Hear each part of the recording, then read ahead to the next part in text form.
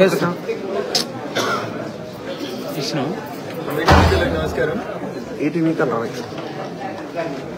ఈరోజు కొంతమంది గురుకులాల్లో పాఠశాలలో పనిచేస్తున్నటువంటి ఉపాధ్యాయ మిత్రులు ఇక్కడికి వచ్చినారు. రాష్ట్ర వ్యాప్తంగా ఒక సమస్య 6200 మంది వివిధ గురుకుల పాఠశాలలో పనిచేస్తున్నటువంటి ఉపాధ్యాయులని రేపటి నుంచి మీరు డ్యూటీకి రావద్దని ప్రభుత్వం ఒక ఆదేశాన్ని ఇచ్చినట్టు మిత్రులు మా దృష్టికి తీసుకొచ్చినారు. నిజంగా మీకు గురుకులాలలో అవుట్ సోర్సింగ్, టెంపరరీ కాంట్రాక్ట్ ఉద్యోగస్తులు ఉండొద్దనే కోరుకుంటే మీరు మార్చి 31 ఏప్రిల్ 24 విద్యా సంవత్సరం పూర్తి అయిన రోజు క్లోజ్ చేస్తే వాళ్ళు జూన్ 1 నుంచి ఇంకో ఉద్యోగం ఎత్తుకోవడానికి అవకాశం ఉంటుంది. లేదా జూన్ 1 నుంచి ఉద్యోగాలలోకి తిరిగి తీసుకోమని చెప్తేనైనా ఈ 6200 మంది ఈ రోజు రోడ్డు మీద పడకపోయేటోళ్ళు. ప్రభుత్వానికి నిజంగా ఆలోచన లేదు, అర్థం పొర్థం లేకుండా పనిచేస్తుందనడానికి నిదర్శనం ఏంటంటే సెప్టెంబర్లోకి వచ్చిన తర్వాత టీచర్ ఉద్యోగం తీసేస్తే కొత్తగా పోయి ఆడ ఏ స్కూల్లో జాయిన్ అవడానికి అవకాశం ఉంటుంది వాళ్ళకి. కాబట్టి అనాలోచితమైన నిర్ణయాలు, తప్పుడు నిర్ణయాలు తీసుకుని కొత్తగా 30,000 మంది కొలువులు ఇచ్చినామని చెప్తున్న ఈ ప్రభుత్వం అబ్రప్ట్ గా అర్ధాంతరంగా 6200 మందిని తీసి రోడ్డు మీద మారేసింది. ఇది దురదృష్టకరం. అయ్యా ముఖ్యమంత్రి గారు, మీరు చాలా సందర్భాల్లో చెప్తారు నేను ఎక్కువ చదువుకోలే, నేను కుంపు మేస్త్రినని. అయ్యా కుంపు మేస్త్రి గారు పక్కన చదువుకున్న ఆఫీసర్లు ఎవరైనా అడిగి విద్యా సంవత్సరం మధ్యలో టీచర్లను రోడ్డు మీద వారేస్తే వాళ్ళ పరిస్థితి ఏందనేది ఆలోచించుంది. కాబట్టి ఇప్పుడు తొలగించినమని చెప్పిన 6200 మందిని వెంటనే ఉద్యోగాలకు తీసుకుని అట్లీస్ట్ ఈ విద్యా సంవత్సరం ముగిసేంత వరదాకనైనా వాళ్ళకి జీతాలు ఇచ్చి వాళ్ళని ఆదుకోవాలని చెప్పి భారతీయ జనతా పార్టీ పక్షాన చాలా స్పష్టంగా డిమాండ్ చేస్తా ఉన్నాం. లేదంటే భవిష్యత్తులో 6200 మంది గురుకులాల్లో పనిచేసినటువంటి టీచర్ల తరఫున మేము ఖచ్చితంగా వారికి అండగా నిలబడతాం, పోరాడతామని చెప్పి కూడా ఈ సందర్భంగా తెలియజేస్తా ఉన్నాం.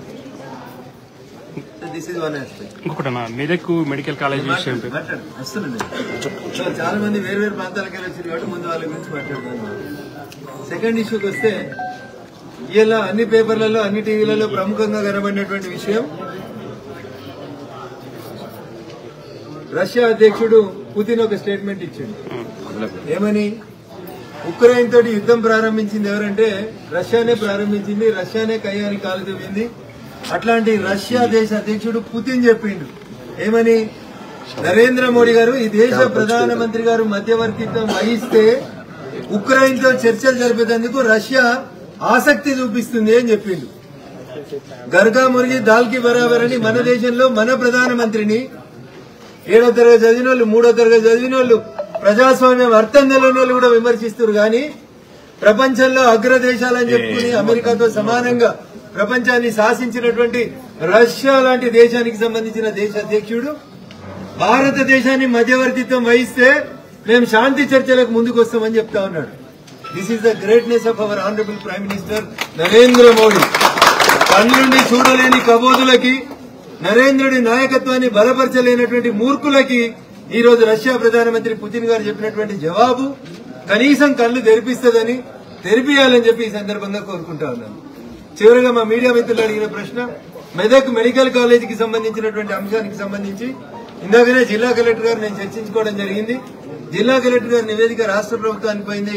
రాష్ట్ర ప్రభుత్వం నుంచి కూడా నివేదికను తీసుకుని త్వరలోనే కేంద్ర హెల్త్ సెక్రటరీ గారిని కలిసి ఆగిపోయినటువంటి 4 మెడికల్ కాలేజీలలో మెదక్ మెడికల్ కాలేజీకి ఇన్ఫ్రాస్ట్రక్చర్ కొంచెం బాగుంది, ప్రైవేట్ బిల్డింగ్ కూడా మిగతా 3 కంటే మెరుగ్గా ఉంది కాబట్టి మెదక్కి వెంటనే మెడికల్ కళాశాలను ఇవ్వమని ఈ వారం 10 రోజులలో మేము కూడా కేంద్రం దగ్గరికి పోయి అప్పీల్ చేసి తీసుకురావడానికి నాకున్నటువంటి శక్తి మేరకు ప్రయత్నం చేస్తానని మెదక్ మీడియా మిత్రుల ద్వారా మెదక్ ప్రజానికానికి అందరికీ కూడా నేను సవినయంగా తెలియజేస్తాను.